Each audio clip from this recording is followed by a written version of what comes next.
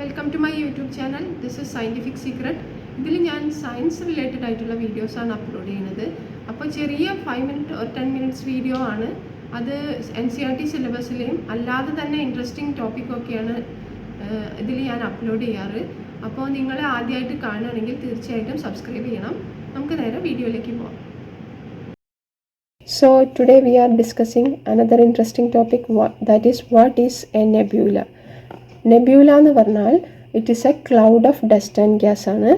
അത് നമ്മൾ ഗാലക്സിയിൽ ബിറ്റ്വീൻ സ്റ്റാർസിൻ്റെ ഇടയിലായിട്ട് കാണുന്ന ക്ലൗഡ് ഓഫ് ഗ്യാസ് ആൻഡ് ഡസ്റ്റിനെയാണ് നെബ്യൂല എന്ന് പറയുക. അപ്പോൾ അതെങ്ങനെയാണ് ഫോം ചെയ്യുന്നത്, അതിൻ്റെ പേരെങ്ങനെയാണ് വന്നത്, അതൊക്കെയാണ് നമ്മൾ ഈ വീഡിയോയിൽ ഡിസ്കസ് ചെയ്യുന്ന എക്സാമ്പിൾ ഏതൊക്കെയാണ് അങ്ങനെ.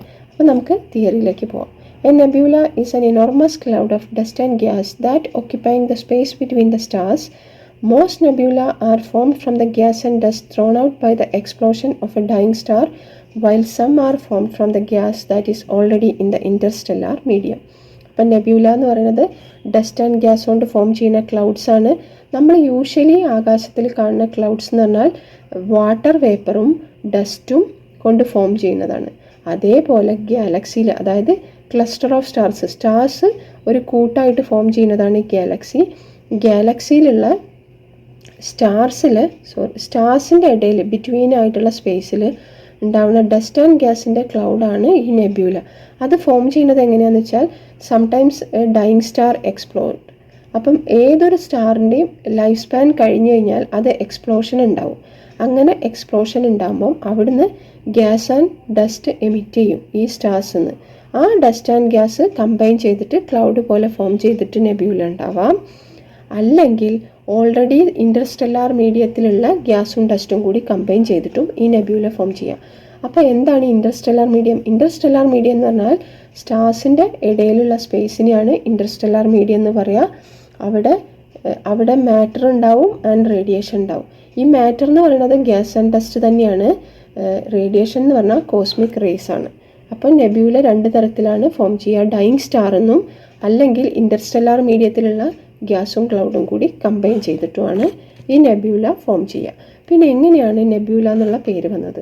അപ്പോൾ the root of the word comes from the Latin word nebula which means a mist of vapour, fog, smoke and exhalation. ഇത് ലാറ്റിൻ വേർഡ് എന്നാണ് നെബ്യൂല എന്നുള്ള വേർഡ്, ഒരു ലാറ്റിൻ വേർഡാണ്.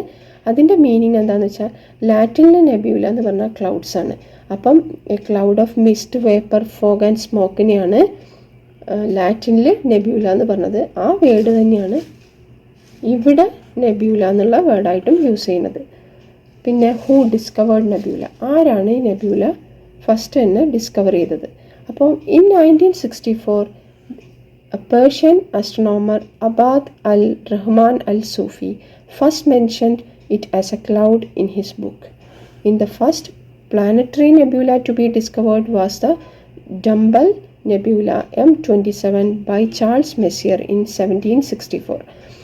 അപ്പോൾ ഫസ്റ്റ് തന്നെ ഇങ്ങനെ ഒരു പേര് മെൻഷൻ ചെയ്തത് ആരാന്ന് വെച്ചാൽ ഒരു പേർഷ്യൻ ആസ്ട്രോണോമറാണ്. അത് 1964 തന്നെ അദ്ദേഹത്തിൻ്റെ ബുക്കിൽ ഇങ്ങനെ ഒരു ക്ലൗഡ് കണ്ടു എന്ന് മെൻഷൻ ചെയ്ത് വെച്ചിട്ടുണ്ട്. പിന്നെ അതിൽ ലേറ്റർ ഡിസ്കവറീസ് ഒക്കെ നടന്നിട്ടുണ്ട്. ഇതിൻ്റെ ഇടയിലൊക്കെ കുറേ ആളുകൾ ഇതിനെപ്പറ്റി സ്റ്റഡീസൊക്കെ നടത്തിയിട്ടുണ്ട്.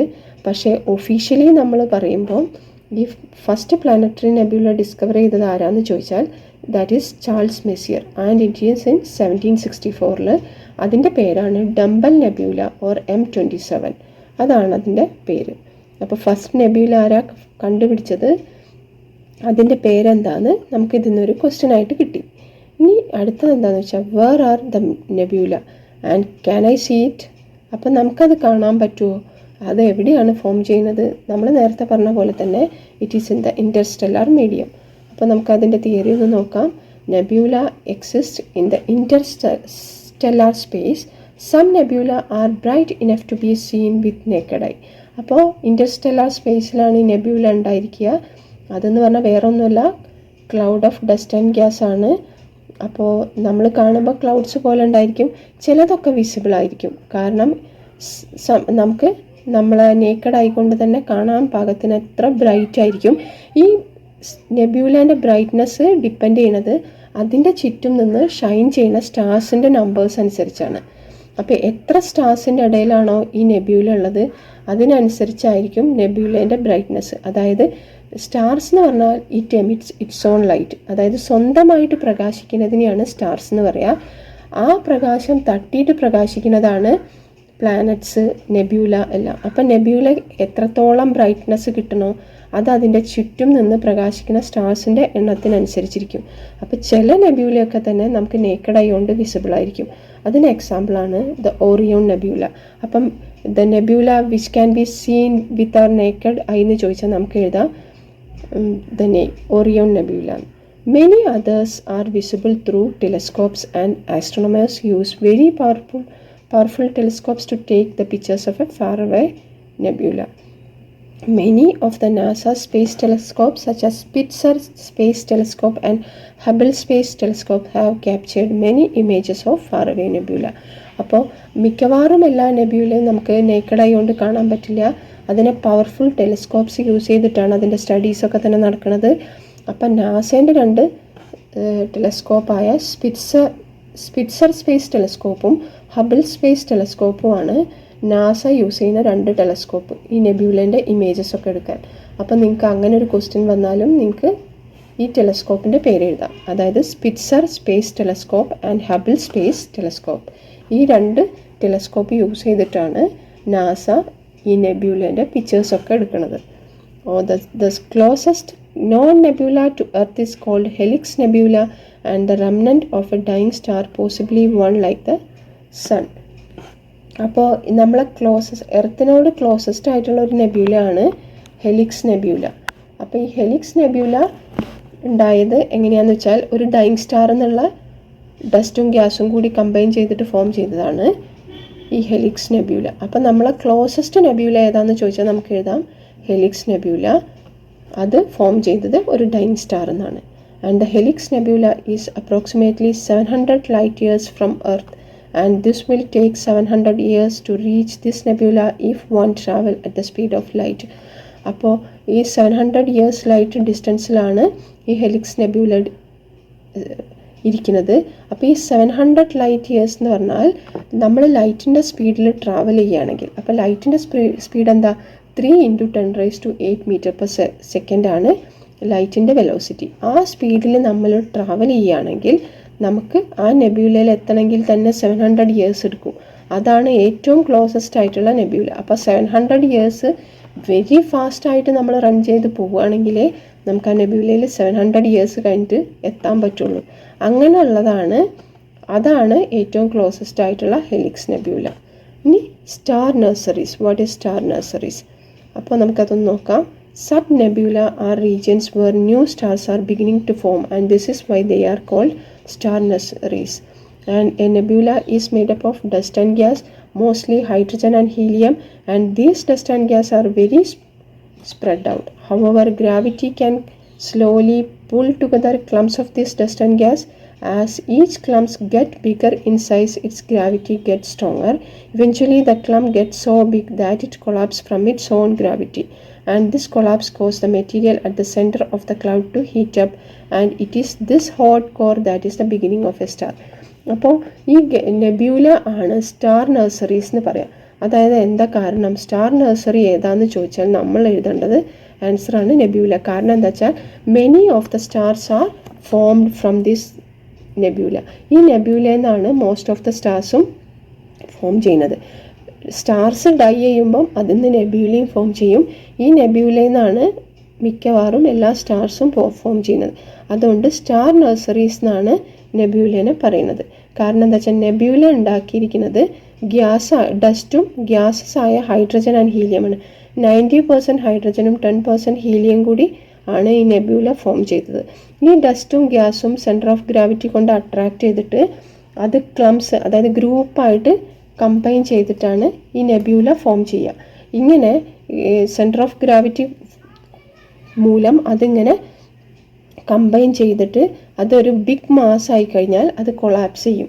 അപ്പോൾ കൊളാപ്സ് ചെയ്യുമ്പം എന്ത് പറ്റും? അതിൻ്റെ ഇൻസൈഡിൽ സെൻറ്റർ പോർഷൻ ഹീറ്റാകും. കൊളാപ്സ് ചെയ്യുക എന്ന് പറഞ്ഞാൽ അത് പൊട്ടി താഴേക്ക് വീഴുക, അല്ലെങ്കിൽ അതിൽ നിന്ന് പീസസ് ഇങ്ങനെ പൊട്ടി എന്താ പറയുക പൊട്ടിപ്പോവുക, അതിനെയാണ് കൊളാപ്സ് ചെയ്യുക എന്ന് പറയുക. അങ്ങനെ കൊളാപ്സ് ചെയ്യുമ്പോൾ അതിൻ്റെ മാസ് ഒരു ലിമിറ്റ് കഴിഞ്ഞ് കഴിഞ്ഞാൽ അത് കൊളാപ്സ് ചെയ്യും. ഇത് സെൻറ്റർ ഓഫ് ഗ്രാവിറ്റി കൊണ്ട് അട്രാക്ട് ചെയ്ത് ഒരു ബിഗ് ക്ലൗഡായി മാറുമ്പം അതിൻ്റെ മാസ് ഒരു ലിമിറ്റ് കഴിഞ്ഞ് കഴിയുമ്പോൾ അത് കൊളാപ്സ് ചെയ്യും. കൊളാപ്സ് ചെയ്യുമ്പം സെൻറ്റർ എന്താ പറയുക ഹീറ്റ് ആവുമ്പം ദ ഹോട്ട് കോർ, അതിൻ്റെ സെൻറ്റർ കോറാണ് എന്ത് പറ്റുക, കൊളാപ്സ് ചെയ്തൊരു ബിഗിനിങ് ഓഫ് എ സ്റ്റാറായി മാറുക. ആ സെൻറ്റർ ഓഫ് ദ നെബ്യൂല ഒരു ന്യൂ സ്റ്റാറായിട്ട് ഫോം ചെയ്യും. അപ്പോൾ മിക്കവാറും സ്റ്റാർസൊക്കെ തന്നെ ഫോം ചെയ്യുന്നത് ഈ നെബ്യൂല എന്നാണ്. അപ്പോൾ അതുകൊണ്ട് സ്റ്റാർ നഴ്സറീസ് എന്ന് പറയുന്നതും നെബ്യൂലാണ്. അപ്പം നമ്മൾ ആദ്യം പറഞ്ഞാൽ നമുക്ക് നേക്കഡ് ആയിക്കൊണ്ട് വിസിബിളായ ഒറിയൻ നെബ്യൂലേൻ്റെ പിക്ചറാണിത്. പിന്നെ ക്ലോസസ്റ്റ് നെബ്യൂലായ ഹെലിക്സ് നെബ്യൂലേൻ്റെ പിക്ചറാണ് ഈ കാണുന്നത്. ഇനി എന്താ പറയുന്നത്, nebula are visible depending upon how many stars are around them to illuminate the dust clouds that form the nebula. However, it is often hard to differentiate between star clusters, galaxies and nebulae due to their similar makeup. അപ്പം നേരത്തെ പറഞ്ഞത് തന്നെ നെബ്യൂല എത്രത്തോളം visible ആവണം എന്നുള്ളത് അതിൻ്റെ ചുറ്റും നിൽക്കുന്ന സ്റ്റാർസിനെ ഡിപ്പെൻഡ് ചെയ്തിട്ടിരിക്കും. പിന്നെ ഈ നെബ്യൂല പിന്നെ സ്റ്റാർസിനെ ഒന്നും നമുക്ക് ഡിഫറൻഷ്യേറ്റ് ചെയ്യാൻ പറ്റില്ല. കാരണം എല്ലാം തന്നെ അത്രയും ഡിസ്റ്റൻസിൽ നിന്ന് ഒന്നിച്ച് ബ്രൈറ്റ് ചെയ്യുമ്പോൾ, അതായത് ഷൈൻ ചെയ്യുമ്പോൾ നമുക്ക് കാണുമ്പം എല്ലാം ഒരേപോലെ ഷൈൻ ചെയ്യുന്നതായിട്ടാണ് നമുക്ക് ഫീൽ ചെയ്യുക. അപ്പോൾ അതിനെ ഡിഫറൻഷ്യേറ്റ് ചെയ്ത് കണ്ടുപിടിക്കാൻ വളരെ പ്രയാസമാണ്. അപ്പോൾ ഇത്രയേ ഉള്ളൂ നെബ്യൂല എന്ന് പറഞ്ഞ ഈ ടോപ്പിക്ക്. ഇത് നിങ്ങൾക്ക് തീർച്ചയായിട്ടും എവിടെയെങ്കിലുമൊക്കെ യൂസ്ഫുൾ ആവുന്ന ഒരു ടോപ്പിക്കാണ്. അപ്പോൾ നിങ്ങൾ ആദ്യമായിട്ട് കാണുകയാണെങ്കിൽ സബ്സ്ക്രൈബ് ചെയ്യണം, ഫ്രണ്ട്സിന് ഷെയർ ചെയ്യണം. അപ്പോൾ നിങ്ങൾക്ക് ഈ വീഡിയോ ഇഷ്ടമാണെങ്കിൽ ലൈക്ക് ചെയ്യുക, സബ്സ്ക്രൈബ് ചെയ്യുക, ഷെയർ ചെയ്യുക, കമൻറ്റ് ചെയ്യുക. അപ്പം വേറൊരു നല്ല വീഡിയോ കാണാം.